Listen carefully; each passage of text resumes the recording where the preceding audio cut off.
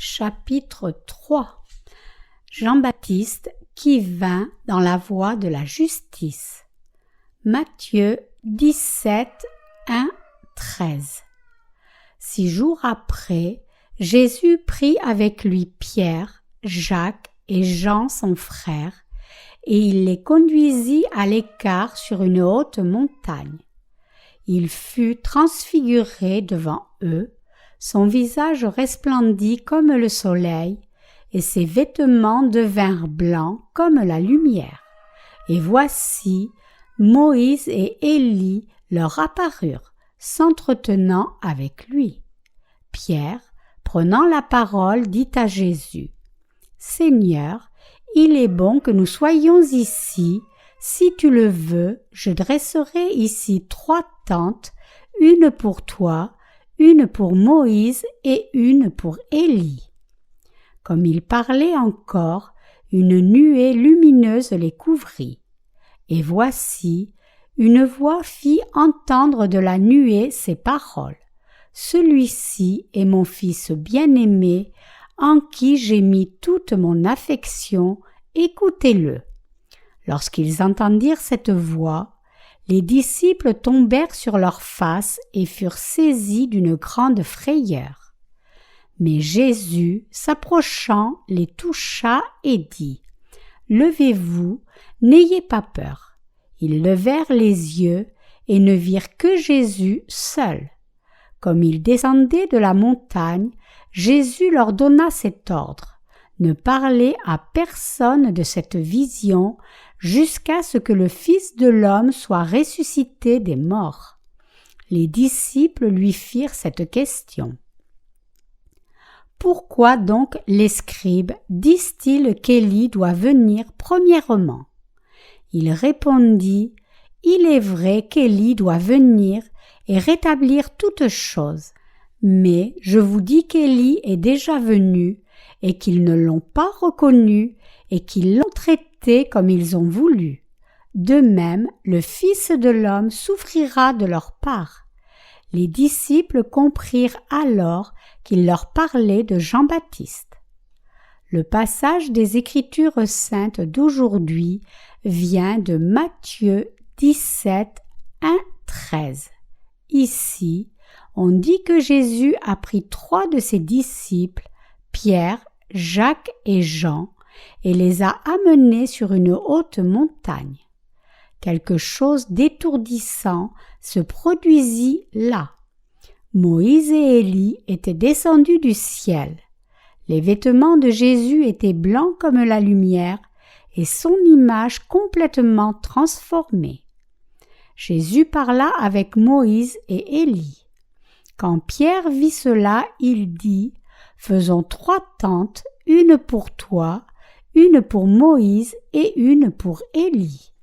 Nous voudrions construire 3 tentes et vivre près de vous. » Alors un nuage couvrit le ciel, et une voix qui vint du nuage dit : « Celui-ci est mon Fils bien-aimé, en qui j'ai mis toute mon affection, écoutez-le. » Pierre, Jacques et Jean, son frère, grimpèrent sur une montagne avec Jésus, et quand ils atteignirent le sommet, Moïse et Élie descendirent du ciel, et soudain Jésus fut transfiguré. Jésus parlait avec Moïse et Élie. Alors le ciel fut couvert par un nuage et une voix dit : « Celui-ci est mon Fils bien-aimé, en qui j'ai mis toute mon affection, écoutez-le. » Vous pouvez imaginer combien cette scène devait être mystérieuse. Pourquoi Jésus a-t-il montré aux disciples une telle scène ? Jésus les a laissés le voir parler avec Élie et Moïse, mais quelle est la signification de cet événement ? Le verset 2 indique ici : « Il fut transfiguré devant eux, son visage resplendit comme le soleil, et ses vêtements devinrent aussi blancs que la lumière. » Ailleurs, dans Daniel, il est écrit : « Ceux qui auront été intelligents brilleront comme la splendeur du ciel, et ceux qui auront enseigné la justice à la multitude brilleront comme les étoiles à toujours et à perpétuité. Daniel 12, 3. La Bible écrit ici que les vêtements de Jésus sont devenus aussi blancs que la lumière. Dieu nous a promis qu'il nous changerait au dernier jour, comme Jésus a changé. Ainsi, quand nous serons transformés, nous serons probablement changés comme Jésus qui était transfiguré. En ce jour, nous brillerons comme le soleil. Quand le Seigneur retournera, nous serons ressuscités et resplendissants, et je suis sûre que nos visages seront transformés comme cela à ce moment-là. C'est pourquoi Jésus a pris ses disciples sur la montagne et leur a montré ces choses.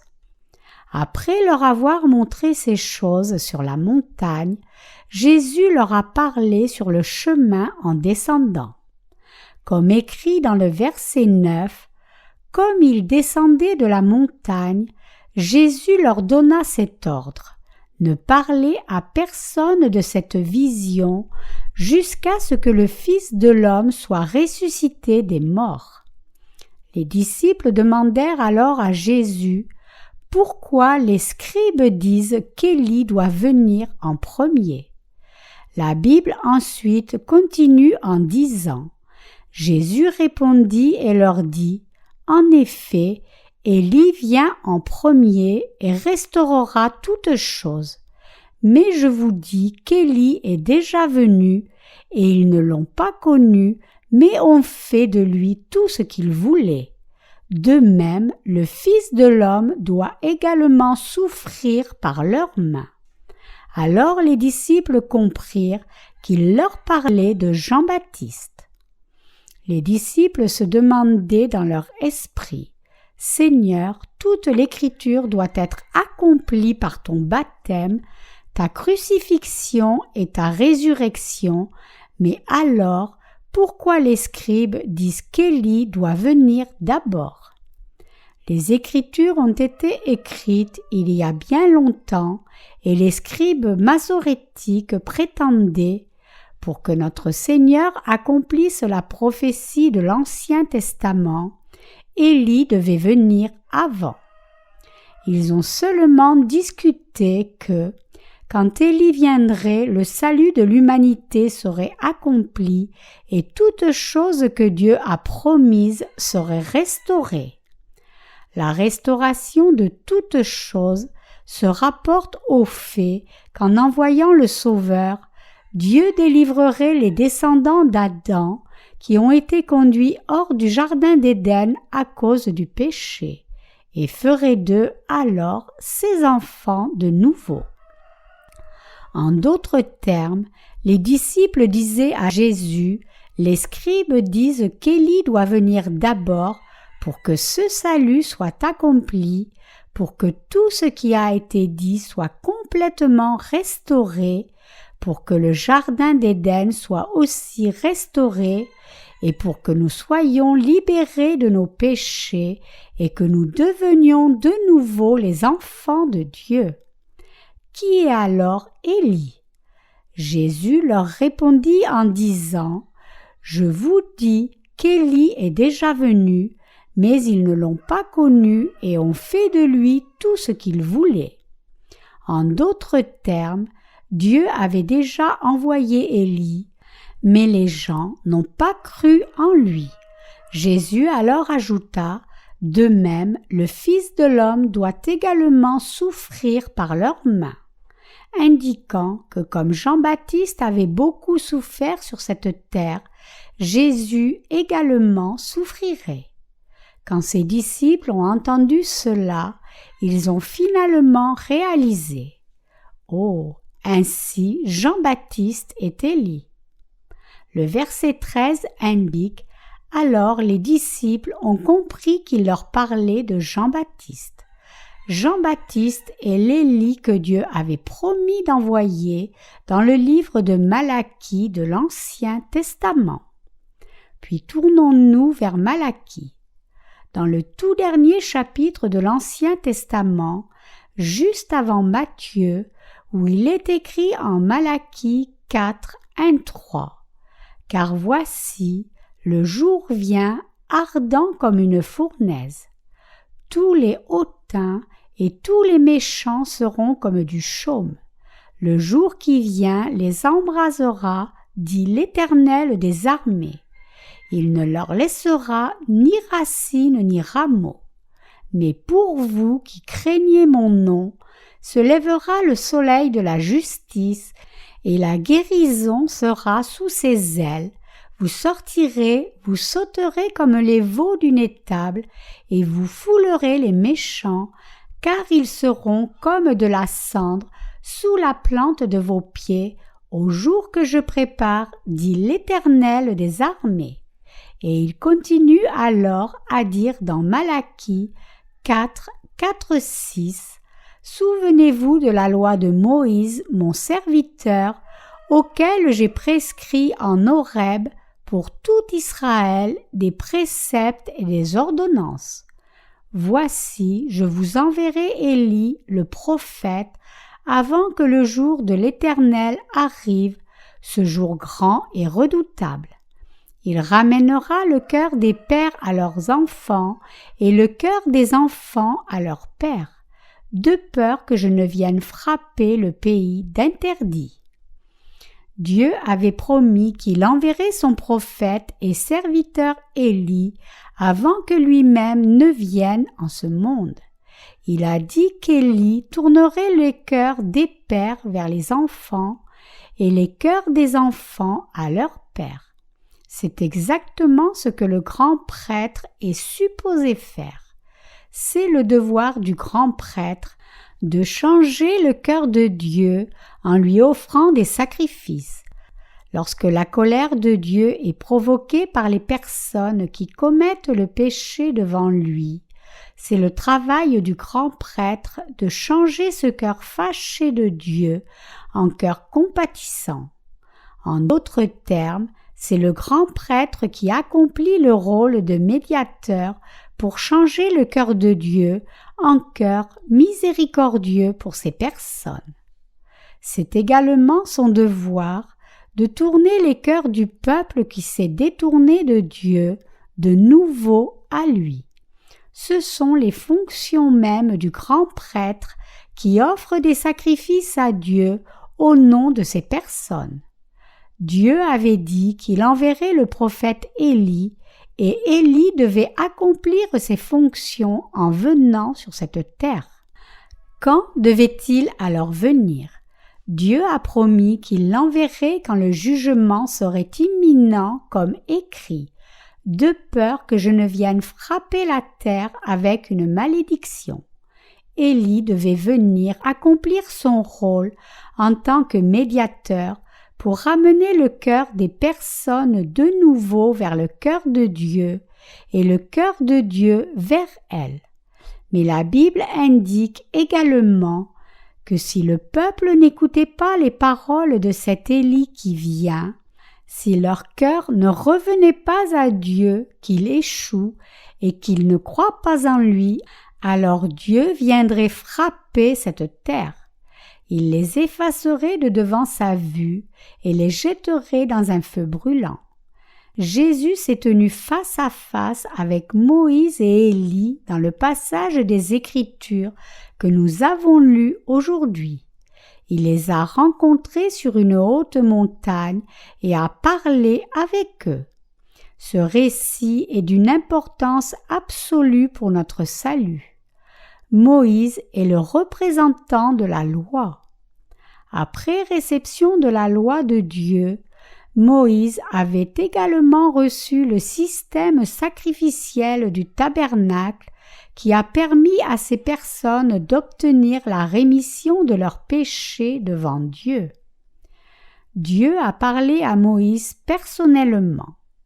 Ainsi, les 5 livres de Mosaïque, le Pentateuque, sont absolument bien fondés. Dans ces 5 livres de la Genèse, Exode, Lévitique, Nombre et Deutéronome, Dieu a parlé au sujet de ses bénédictions au peuple d'Israël et à la race humaine entière par Moïse, et il a prédit que Jésus-Christ viendrait sur cette terre et sauverait l'humanité. Tout cela est contenu dans le Pentateuque. Chacun, à l'époque de l'Ancien Testament, pouvait recevoir la rémission de ses péchés au travers du système sacrificiel du tabernacle. En conformité aux conditions de ce système sacrificiel du tabernacle, Jésus-Christ est venu sur cette terre et a lavé tous les péchés de l'humanité une fois pour toutes. Dieu a parlé de tout cela par Moïse. Qu'est-ce que les autres livres de l'Ancien Testament, de Josué à Malachie, nous indiquent alors?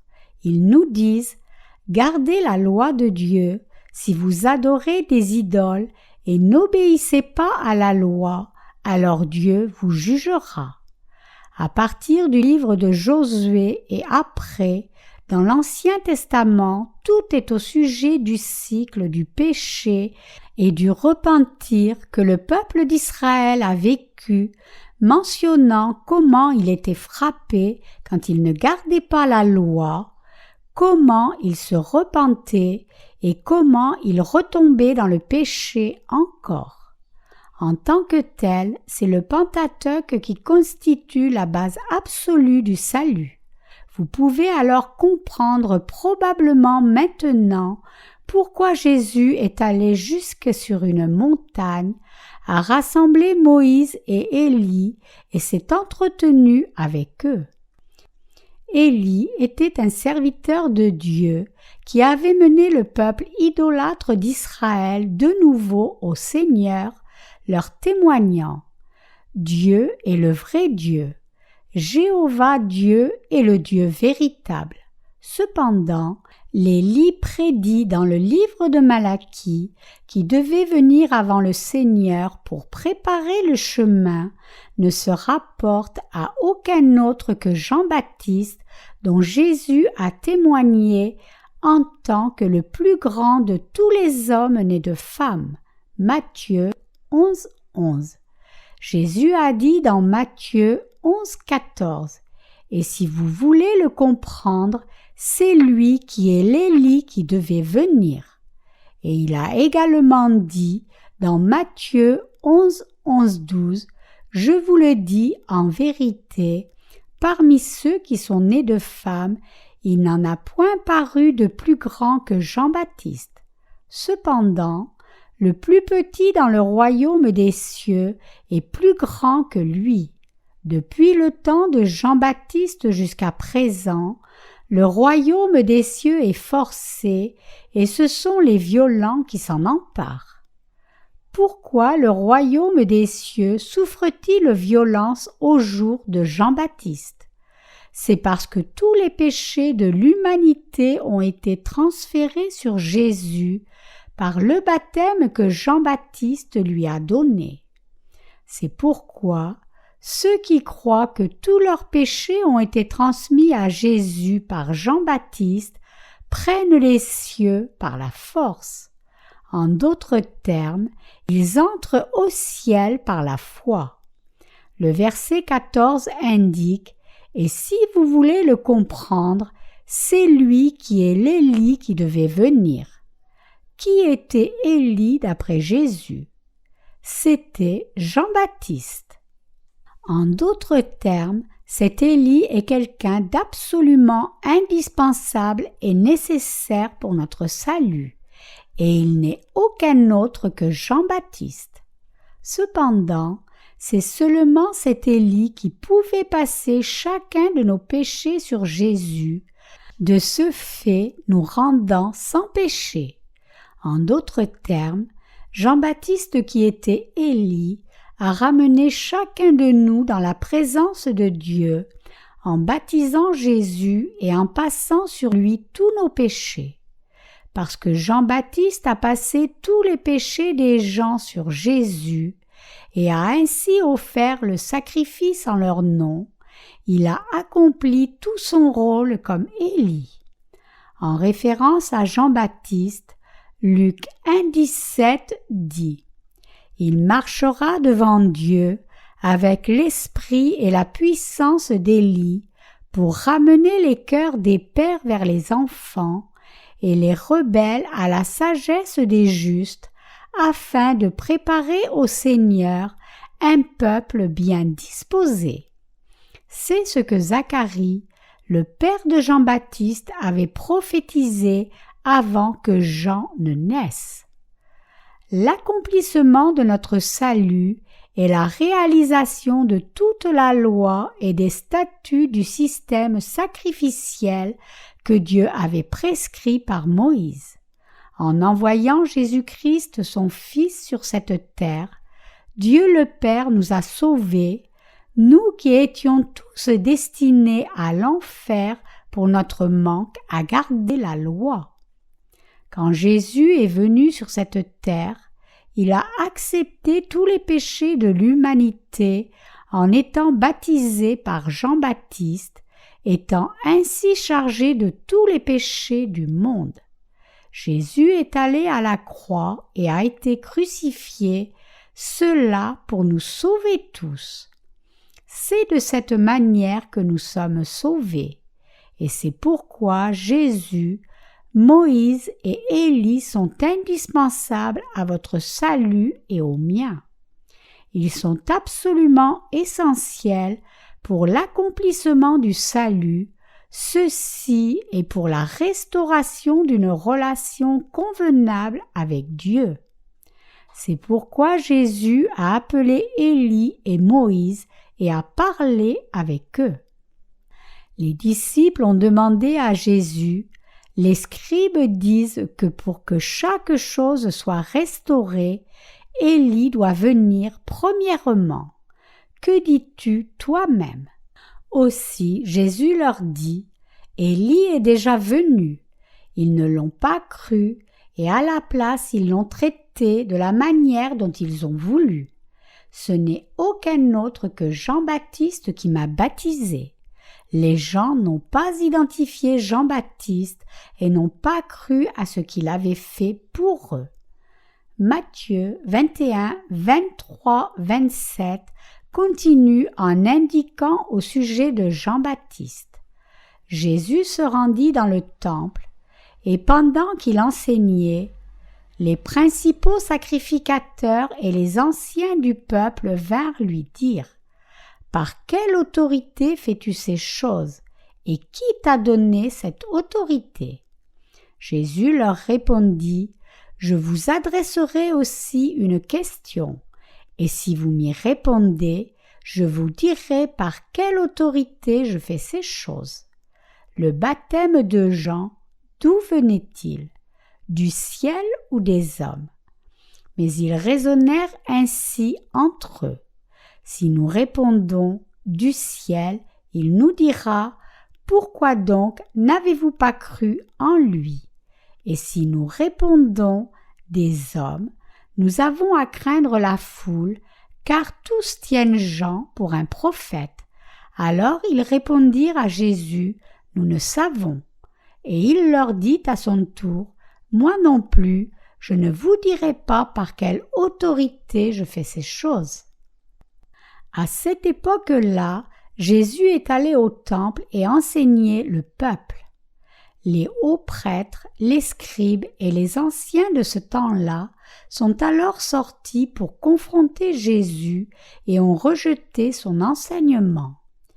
Ils le réprimandèrent durement et lui dirent « Par quelle autorité enseignes-tu les personnes à l'intérieur du temple de Dieu ? Qui t'a donné une telle autorité ? » En Israël, excepté les enseignants de la loi appelés rabbins, personne d'autre n'osait enseigner à l'intérieur du temple. C'est la raison pour laquelle ils provoquaient Jésus, demandant « De qui as-tu reçu cette autorité ? Est-ce des hauts prêtres, des anciens, ou alors enseignes-tu de ta propre autorité ? Qui t'a donné une telle autorité? Cependant, au lieu de leur répondre directement, Jésus dit « J'ai une question à vous poser. Si vous répondez à ma question, alors je répondrai également à votre question. » Alors Jésus demanda aux hauts prêtres et aux anciens « De qui vient le baptême de Jean? Est-ce du ciel ou des hommes? Jean a donné le baptême au peuple et il m'a également baptisé. Est-ce alors le baptême d'autorité que vous-même lui avez accordé? Lui avez-vous donné cette autorité ou était-ce Dieu qui lui a donné cette autorité? Qui a permis cela? Cette autorité vient-elle du ciel ou est-ce de vous-même? Les scribes savaient que s'ils répondaient « c'est du ciel », Jésus leur dirait « Pourquoi n'avez-vous pas cru en Jean-Baptiste alors ?» D'autre part, s'ils disaient « c'est des hommes », alors ce serait nier que Jean-Baptiste est un serviteur de Dieu. Dans ce cas, la foule les lapiderait. Ainsi, dans la crainte, ils ont juste répondu « Nous ne savons pas ». Ils ont dit cela parce que tout le peuple d'Israël à cette époque-là savait et croyait que Jean était un serviteur de Dieu. Ainsi, Jésus dit aux scribes « Alors moi non plus, je ne vous dirai pas par quelle autorité je parle au peuple. » Jésus a alors employé un autre exemple. Que vous en semble? Un homme avait 2 fils et, s'adressant au premier, il dit « Mon enfant va travailler aujourd'hui dans ma vigne. » Il répondit « Je ne veux pas. » Ensuite, il se repentit et il alla. S'adressant à l'autre, il dit la même chose. Et ce fils répondit « Je veux bien, Seigneur » et il n'alla pas. Lequel des 2 a fait la volonté du Père? Ils répondirent le premier, et Jésus leur dit « Je vous le dis en vérité, les publicains et les prostituées vous devanceront dans le royaume de Dieu. » Matthieu 21, 28, 31. Jésus les réprimanda alors et dit « Lequel des 2 a fait la volonté du Père? » Ils répondirent le premier, et Jésus leur dit « Je vous le dis en vérité, les publicains et les prostituées vous devanceront dans le royaume de Dieu. Car Jean est venu à vous dans la voie de la justice, et vous n'avez pas cru en lui. Mais les publicains et les prostituées ont cru en lui, et vous qui avez vu cela, vous ne vous êtes pas ensuite repentis pour croire en lui. » Matthieu 21, 31, 32. Comme cela, Jésus, le témoin de Jean, dit aux scribes et aux hauts prêtres que les percepteurs d'impôts et les prostituées entreraient dans le royaume des cieux devant eux, parce que ces personnes ont cru en Jean, alors que les hauts prêtres et les anciens ne croyaient pas en lui, quoique Jean soit venu dans la voie de la justice. Qu'a dit Jésus ici? Il a dit « Jean est venu chez vous dans la voie de la justice. » Cela signifie que Jean-Baptiste est venu pour un travail juste qui justifierait l'humanité. Il a été envoyé sur cette terre pour le travail qui permettrait que l'humanité reçoive la rémission de ses péchés, et il a accompli ce travail en baptisant les gens et Jésus. Pourtant, en dépit de cela, les chefs juifs de cette époque-là n'ont pas cru que Dieu le Père avait envoyé Jean-Baptiste accomplir ce travail pour laver les péchés de chacun, ni en son baptême. C'est pourquoi Jésus les réprimanda. D'ailleurs, Jésus leur a également dit que même les percepteurs d'impôts et les prostituées entreraient dans le royaume des cieux devant eux. Les percepteurs d'impôts et les prostituées avaient cru en Jean. Ils avaient cru que Jean-Baptiste était un serviteur de Dieu et qu'en baptisant Jésus, il avait passé tous les péchés du peuple et les avait enlevés. Quelle est la signification du baptême de Jean? La signification du mot baptême est être lavé. Comme on posait les mains dans l'Ancien Testament, le baptême nécessite une personne pour poser ses mains sur une autre pour être immergé dans l'eau. Quand des mains sont ainsi posées, les péchés sont transmis. Cette institution a été établie par Dieu et est effective pour chacun. Si vous laissez une personne possédée poser ses mains sur votre tête, ces démons passent sur vous. Quand quelqu'un essaie de parler en langue, si une autre personne qui parle en langue, manifestement possédée, impose ses mains sur la tête de cette personne et prie, alors les démons passent sur cette personne et celle qui a reçu l'imposition des mains commence également à parler en langue. Si quelqu'un écoute des sermons prêchés par une personne possédée, c'est fort probable que cette personne commence à parler en langue.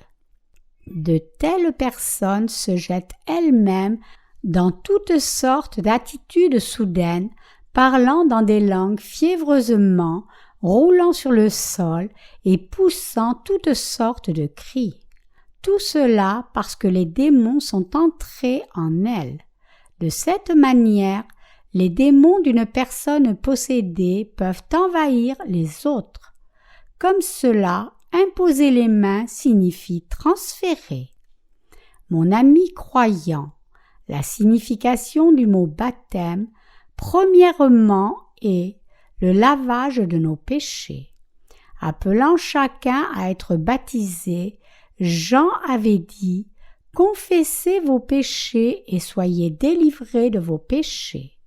Au peuple d'Israël, Jean-Baptiste a donné le baptême de repentance qui les a incités à recevoir la rémission de leurs péchés. Marc 1, 4. Mais il a également baptisé Jésus. Et ce baptême particulier était le baptême qui a transféré tous les péchés de l'humanité sur Jésus. Le baptême que Jésus a reçu de Jean-Baptiste était le baptême qui a enlevé chacun des péchés. C'est pourquoi la signification du baptême est être lavé, être enterré et transféré. Mes amis croyants, qu'est-ce qui a dû être fait pour que nos péchés soient enlevés? Pour que nos péchés soient enlevés, il était absolument indispensable que Jean-Baptiste pose ses mains sur Jésus et lui passe tous les péchés de la race humaine entière.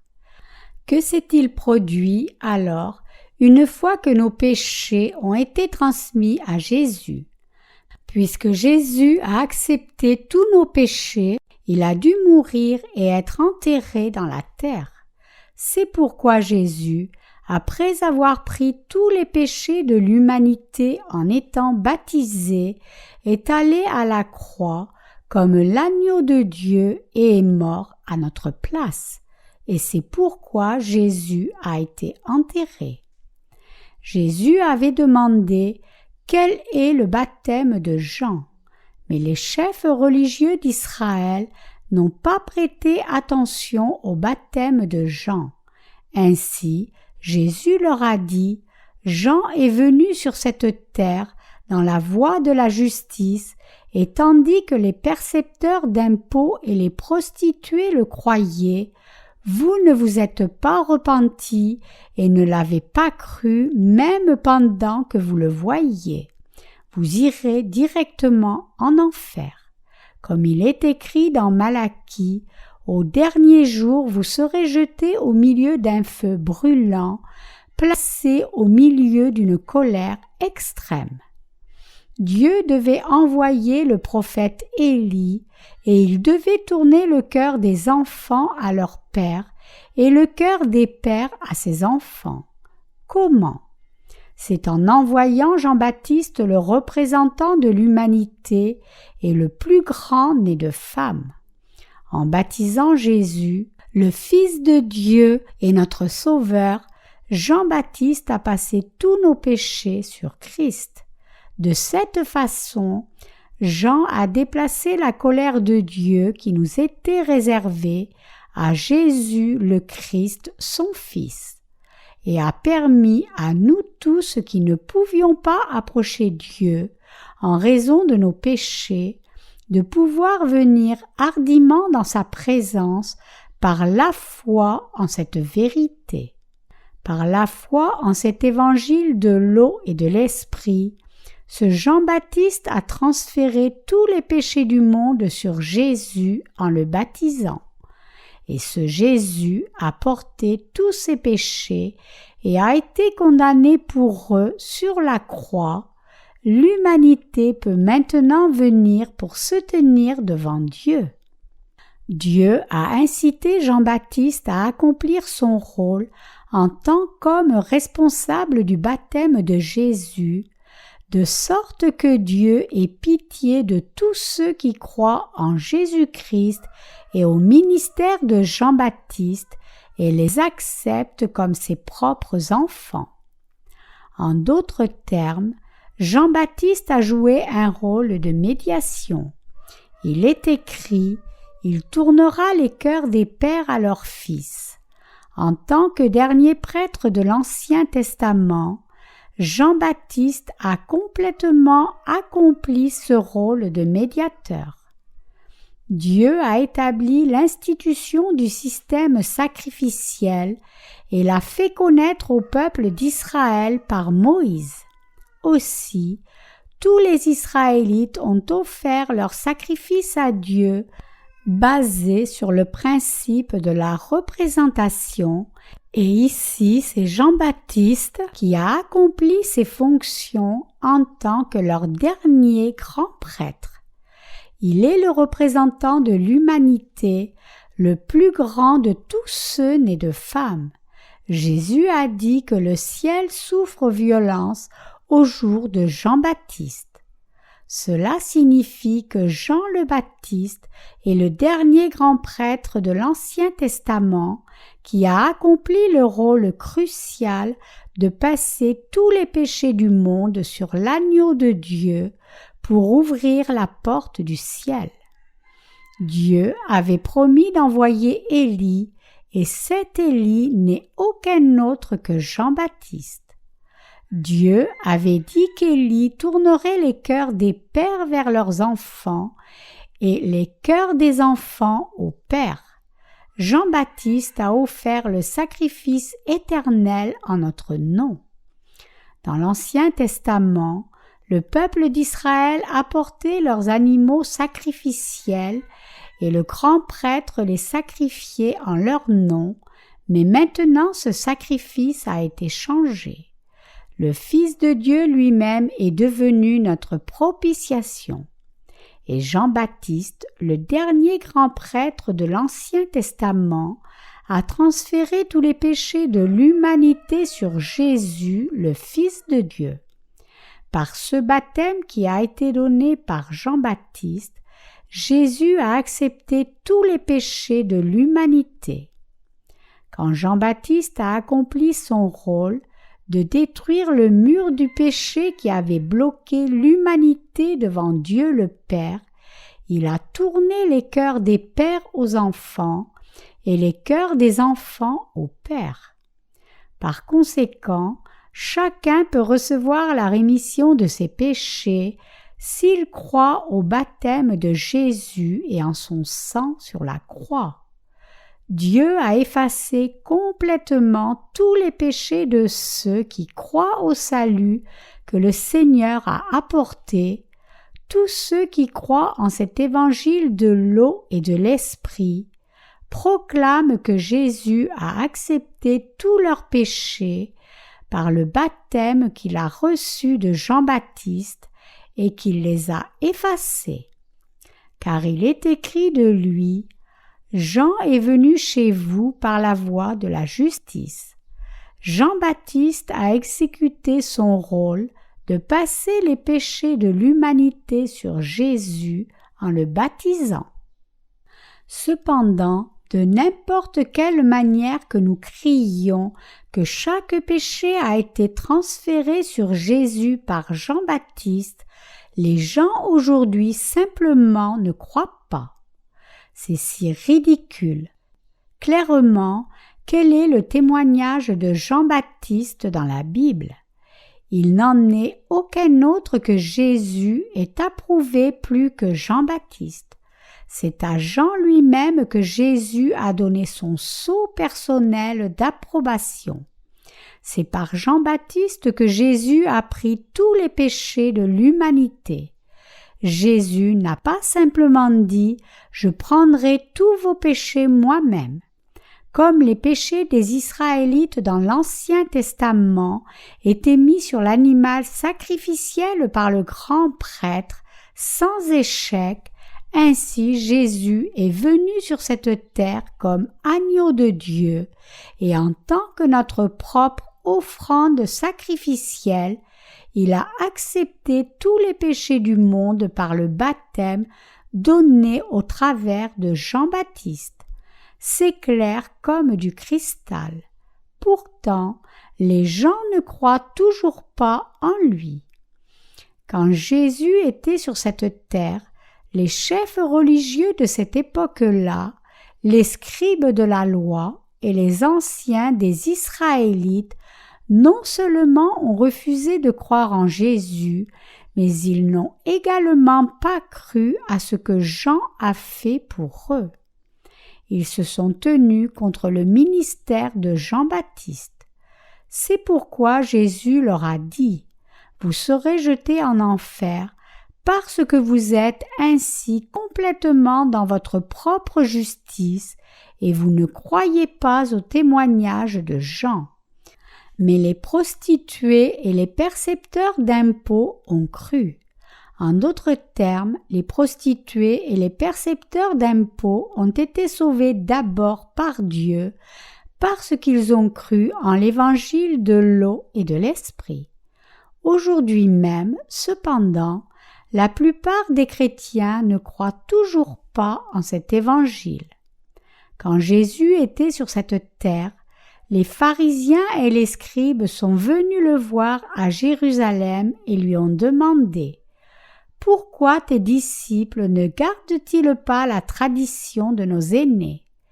Pourquoi mangent-ils sans se laver les mains ?» Ils condamnaient les disciples juste parce qu'ils mangeaient sans se laver les mains. Ils ont raillé Jésus, disant que juste en regardant tes disciples, nous pouvons voir que tu es un homme également imparfait. Toi aussi, tu es un homme qui ne garde pas la loi. Tu es complètement au-dessous de notre norme. Alors Jésus les réprimanda en disant « Ce n'est pas ce qui entre dans la bouche qui souille l'homme, c'est la méchanceté sortant de son cœur qui le souille. Au-dedans du cœur humain, il y a 12 sortes de péchés comprenant les pensées mauvaises, et c'est ce qui sort de sa bouche qui souille l'homme. Parce que quelques-uns mangent sans se laver les mains, cela ne signifie pas qu'ils sont souillés. » Puis les scribes et les pharisiens, qui gardaient la tradition des aînés, ont raillé Jésus, disant « Vous et vos disciples êtes complètement misérables. Vous êtes si dégoûtants que nous n'avons rien à faire avec vous. Comment est-ce que quelqu'un peut manger sans se laver les mains? La tradition de nos ancêtres dicte clairement que chacun doit infailliblement se laver les mains et les pieds toutes les fois qu'il retourne à la maison de l'extérieur, et il nous commande de garder cette tradition. mais vous refusez de la respecter. Ils ont dénoncé Jésus basé sur seulement des choses superficielles. Ainsi, Jésus les réprimanda et dit « Prétendez-vous garder la loi ? La loi ne vous commande-t-elle pas d'honorer vos parents et de prendre soin d'eux, mais avez-vous vraiment fait cela ? Ne détournez-vous pas la loi, pensant que vous devez offrir quelque chose à vos parents simplement en disant « Quel que soit le bénéfice que vous pouvez avoir reçu de moi, c'est Corban, c'est-à-dire un cadeau à Dieu. » Est-ce ceci garder vraiment la loi? N'avez-vous pas changé les commandements de Dieu en commandements d'hommes et ne croyez-vous pas en ces derniers à la place maintenant? Vous craignez Dieu complètement en vain, parce que même pendant que vous prétendez croire en Dieu, vous vous basez ainsi sur les commandements des hommes. Jésus dit alors, ainsi, quand un aveugle mène un autre aveugle, tous les deux tombent dans un puits. Cette tradition des aînés se rapporte aux doctrines synthétiques. Aujourd'hui même, beaucoup de chrétiens disent « Veuillez à aller dans une grande église. Assurez-vous que l'église que vous fréquentez est enregistrée sous le ministère de la culture et du tourisme. Et soyez sûr d'aller dans une église où les doctrines sont clairement établies. En bref, vous devriez aller dans une église qui appartient à une grande dénomination et est aussi bien reconnue par les personnes séculières. Vous devriez être enseigné dans une telle église et croire en la parole selon la façon dont il l'enseigne. Il est vain de croire en Dieu et de le craindre, basé sur de tels commandements d'hommes. N'importe quelle question peut-elle être enseignée, peut-elle même être comparée à une simple expression que Dieu a dite. Les enseignements humains sont complètement inutiles. Pourtant, les leaders chrétiens d'aujourd'hui passent par une longue liste de litanies en indiquant à leur assemblée Calvin a dit ceci, Luther a dit cela, Livingstone a dit ceci, Abraham Kuypers a dit cela, Hegel et Kant ont dit ceci, alors que Confucius, Mencius et Socrate disaient cela.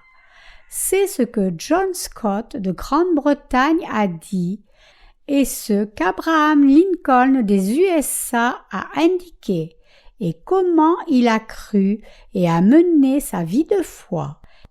Il est complètement vain d'enseigner comme cela, d'apprendre comme cela et de marcher comme cela. Ce qui est le plus important est ce que la Bible indique réellement, ce que la parole de Dieu indique dans les 2 testaments et ce qui est vraiment important. Jésus a dit que Jean-Baptiste était l'Élie à venir et qu'il était le plus grand de tous ceux nés de femmes.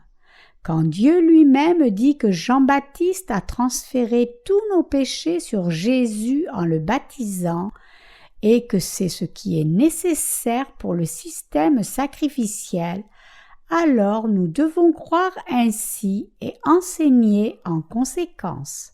C'est ce que signifie être à l'écoute et croire dans les commandements de Dieu et dans sa parole. Et c'est par la foi en la parole de Dieu que nous sommes sauvés. Il est absolument impératif que nous écoutions fidèlement Dieu selon sa parole. C'est la manière de craindre Dieu. Il n'y a rien de plus idiot que d'exposer seulement des doctrines sans connaître même la parole de Dieu correctement. Jean Calvin de France a-t-il connu l'évangile de l'eau et de l'esprit, la parole de Dieu? La France est ce pays où ce géant théologique est né. Pourtant, l'évangile de l'eau et de l'esprit entre en France que maintenant. Les Français ne connaissent pas très bien la Corée, mais nous saisirons cette occasion de la leur faire connaître clairement. Ils identifieront que la Corée n'est plus la nation d'ermites, mais un pays de prédécesseurs de la vraie foi. Quoique Jean soit venu dans la voie de la justice, beaucoup de chrétiens ne croient pas cela. Ils ne croient pas que Jean-Baptiste était l'Élie que Dieu avait promis d'envoyer dans ces derniers temps. Les gens parlent de Jean-Baptiste comme d'un échec, disant « Jean était un échec. Pourquoi ? Puisqu'il a eu la tête coupée par le roi, provoquant Hérode. Mais Jean-Baptiste n'était pas un échec. Si Jean-Baptiste avait été un échec, ainsi Jésus serait un échec. Donc Dieu le Père serait également un échec. Afin de nous sauver, nous les humains du péché, Dieu le Père a envoyé Jean-Baptiste sur cette terre 6 mois avant Jésus. Le Père a alors envoyé Jésus sur cette terre 6 mois après la naissance de Jean-Baptiste. Et quand les deux ont eu environ 30 ans, Jean a baptisé Jésus et Jésus a reçu ce baptême. C'est de cette manière que Dieu le Père a mis les péchés du monde sur Jésus. Donc, si faire cela a fait échouer Jean-Baptiste, ainsi le ministère du salut de Jésus aurait aussi échoué, et Dieu le Père qui les a envoyés aurait également échoué. Par Moïse, dans l'Ancien Testament, Dieu parle de la loi pour l'humanité qui était tombée dans le péché, du système sacrificiel qui lavait du péché et des 613 statuts et commandements que l'humanité devait garder. Tout a été contenu dans la loi, du système sacrificiel à la loi du salut et à la loi du jugement. Dieu avait promis d'envoyer Élie. Et juste comme il l'avait promis, il a envoyé Élie. 6 mois après la venue d'Élie, Dieu a envoyé Jésus sur cette terre. Et par Élie, il a passé tous les péchés de l'humanité à Jésus. Jésus a accepté tous les péchés de l'humanité par Élie. Élie a passé tous les péchés de l'humanité à Jésus. Jésus lui a dit « Laisse faire maintenant, car il est convenable que nous accomplissions ainsi toute justice. Il est approprié ainsi de rendre chacun sans péché et de sauver toutes les personnes de ce monde de tous leurs péchés. » Puisque Jésus a accepté les péchés du monde par Jean-Baptiste en étant baptisé, et puisque Jean-Baptiste a passé ses péchés du monde sur Jésus, c'est par Jean-Baptiste qui était l'Élie à venir, et Jésus qui devint l'agneau sacrificiel que Dieu a lavé tous les péchés de l'humanité. Pourtant, en dépit de cela, les gens ne croient toujours pas en ce fait. Même à l'époque du Nouveau Testament, il y en avait beaucoup qui n'avaient pas identifié Jean-Baptiste et ne pouvaient donc pas être sauvés. Avez-vous entendu parler des emails que nous avons obtenus d'un certain missionnaire en Afrique? Quand ce missionnaire a lu la première fois un de nos livres, il a réagi défavorablement. Il nous a dit « Ce livre indique que Jean-Baptiste a passé mes péchés sur Jésus, mais cela est trop grandiose pour que j'accepte. Je ne peux pas être d'accord avec la teneur de ce livre. » Il devait être un homme très impatient parce qu'il avait envoyé cette première lettre indiquant sa désapprobation avant même de finir le livre entièrement. Et puis, quelques jours plus tard, il nous a écrit encore pour dire « J'ai des nouvelles saintes à partager ». Il n'avait pas fini réellement de lire le livre quand il nous a écrit la première fois. Après avoir lu notre livre, juste en lecture rapide premièrement, il nous avait dit « Je ne peux pas être d'accord avec cela », mais maintenant qu'il avait lu un peu plus, il a vraiment compris ce que disait ce livre. Ainsi, après encore plus de lecture, il nous a envoyé une autre lettre. Je voudrais partager des nouvelles très saintes avec vous. Je suis aussi conforme à votre position sur le baptême de Jésus et qu'ainsi Dieu a passé nos péchés sur Jésus par Jean-Baptiste, que mes péchés ont été également transmis et que je n'ai plus maintenant aucun péché. Beaucoup de gens à l'étranger sont d'accord maintenant avec nous comme cela. Ils admettent que quoi qu'ils aient cru pendant longtemps en Jésus, c'était la première fois qu'ils entendaient un tel évangile. J'ai carrément écrit dans mon livre « Excepté les Écritures des disciples de Jésus », c'est le premier livre au monde entier qui contient l'évangile de l'eau et de l'esprit. Ces personnes n'objectent pas sur cette question. Elles sont d'accord par leur silence, et même en ce moment, beaucoup de gens admettent après lecture de nos livres « Je n'ai jamais lu un tel livre comme celui-ci dans le christianisme ». Ils admettent que Jean-Baptiste a transféré les péchés du monde sur Jésus. Ils acceptent dans leur cœur que Jésus a accepté les péchés du monde par Jean-Baptiste.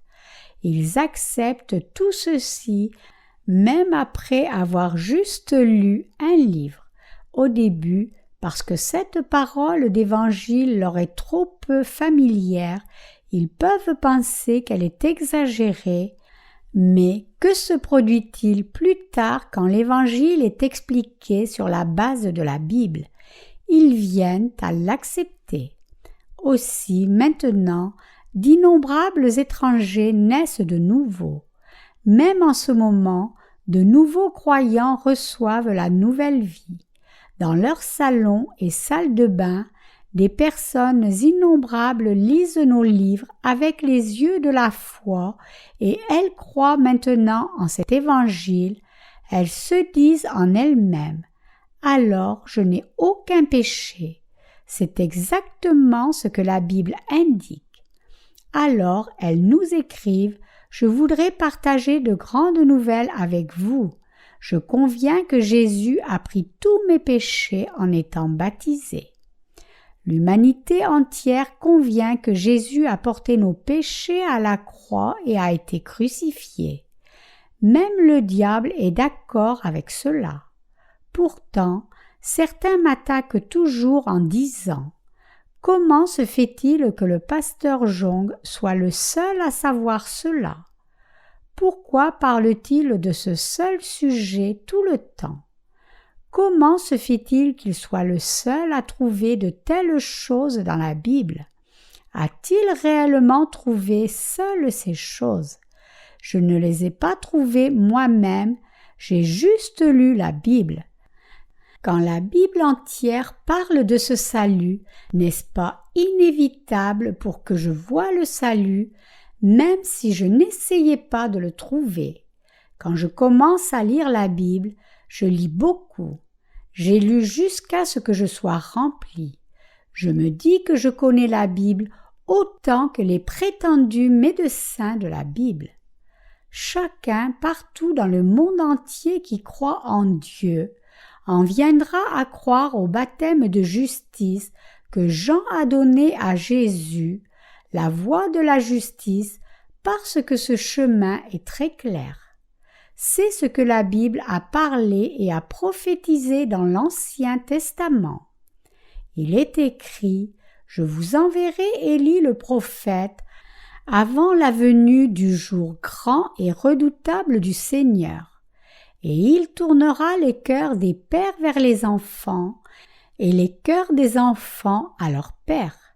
Les gens se tournent maintenant vers Dieu par l'évangile de l'eau et de l'esprit. Car Jean-Baptiste a passé tous les péchés de l'humanité sur Jésus en le baptisant, car il a transféré tous les péchés de ce monde sur lui. Tout ce que les pécheurs doivent faire maintenant est juste de retourner à Dieu par la foi en cela. Ne nous sommes-nous pas également tournés vers Dieu? N'avons-nous pas dit que nous avons cru? Naturellement, oui. Si Jean-Baptiste n'avait pas fait ce travail, même la mort de Jésus aurait été inutile. Le salut aurait été inaccessible, peu importe combien fortement nous pourrions croire, combien nous pourrions pleurer, comment nous pourrions nous soumettre au martyre, comment nous pourrions offrir tout notre argent, ou comment nous pourrions servir les autres. À la fin, nous aurions regretté comme Judas, disant « Pourquoi croire? Aurait-il été meilleur de ne pas croire? Je souhaite ne jamais être né. » Cependant, Jean-Baptiste a transféré tous nos péchés sur Jésus en le baptisant, et c'est pourquoi nous pouvons croire hardiment en Dieu. Mes amis croyants, Jean est venu dans la voie de la justice, nous transformant en instruments de justice. Jésus a accepté tous nos péchés en étant baptisé, de sorte que les gens puissent recevoir la rémission de leurs péchés. En recevant ce baptême de Jean, Jésus a lavé tous les péchés du monde. Jésus a pris tous les péchés du monde, a été crucifié sur la croix et nous a sauvés. Si la parole de Dieu indique que c'est le cas, alors nous devons tous croire ainsi. Jésus appela Moïse et Élie, et il parla avec eux. Bien qu'on ne mentionne pas dans la Bible exactement de quoi ils ont parlé, il est clair que les trois parlaient l'un avec l'autre. Moïse ici représente la loi. Que diriez-vous d'Élie alors? Il représente le grand prêtre. Il est le plus grand de tous ceux nés de femmes. Il est le représentant de l'humanité. La Bible mentionne souvent la terre. La terre se rapporte au cœur des gens. Cela se réfère à leur esprit. Que disent les derniers versets dans Malachie? Ils disent « De peur que je ne vienne frapper la terre avec une malédiction ». Cela signifie que Dieu déverserait sa colère sur tous ceux qui ne croient pas en la vérité du salut. Vous pouvez vous demander pourquoi je dis encore cela. Quand vous tous croyez déjà, je dis cela encore parce qu'il y en a toujours beaucoup qui ne croient pas. Tout n'est pas terminé quand vous recevez la rémission de vos péchés, mais il reste encore beaucoup trop d'âmes dont nous devons prendre la responsabilité. La race humaine entière doit croire à cela. Il y a beaucoup de gens qui ont commencé à croire à cela récemment. Je continuerai à éditer cet évangile, peu importe le prix du papier. Je suis sûre que beaucoup trouveront notre journal par hasard, le liront d'une façon ou d'une autre, morceau par morceau, et s'ajouteront à notre Église disant « Quelqu'un m'a conduit ici, je veux venir ici et écouter la parole. Je n'ai jamais pensé qu'il y avait une telle parole dans la Bible. Il y a quelque temps, nos saints à l'église de Dijon ont rendu visite à une femme dans un salon de beauté et lui ont donné notre journal. Après que cette coiffeuse ait fini de lire notre journal, elle l'a posé sur la table à café au magasin. Un de ses clients a lu notre journal tout en attendant son tour. Et alors il a demandé à la coiffeuse « Savez-vous où est cette église? Pouvez-vous m'amener à cet endroit où une si étonnante parole est prêchée? J'ai été un chrétien pendant longtemps, mais mes péchés n'ont pas encore toujours disparu. Pouvez-vous m'amener dans cette église, s'il vous plaît? » Il a pu nous joindre par téléphone. Le pasteur de l'église de Dijon lui a prêché et après cette écoute, il a reçu la rémission de ses péchés. Mes amis croyants, la parole de Dieu ne disparaîtra jamais. Elle restera exactement comme elle est pour toujours. Les nouvelles les plus précieuses en ce monde sont cette parole proclamant que Jean a passé nos péchés sur Jésus en le baptisant, que Jésus a pris tous les péchés du monde et les a portés à la croix, qu'il est mort et est ressuscité des morts et qu'il nous a de ce fait sauvés tous. C'est les nouvelles les plus belles et les nouvelles les plus joyeuses. Cette parole a une puissance étonnante comme la dynamite, et c'est une musique qui est plus belle que n'importe quelle autre musique. Croyez-vous ainsi, mes amis croyants? Ou êtes-vous ennuyés que je répète les mêmes mots à maintes reprises? Mes sermons étaient encore plus longs que cela. Quand ils étaient vraiment longs, ils duraient jusqu'à 3 heures. Je suis réellement très prévenant de nos jours. Si je devais prêcher tout ce que j'ai à l'esprit, je devrais parler pendant 3 ou 4 heures. Ainsi, comparé au passé, de nos jours mes sermons sont tout à fait modérés.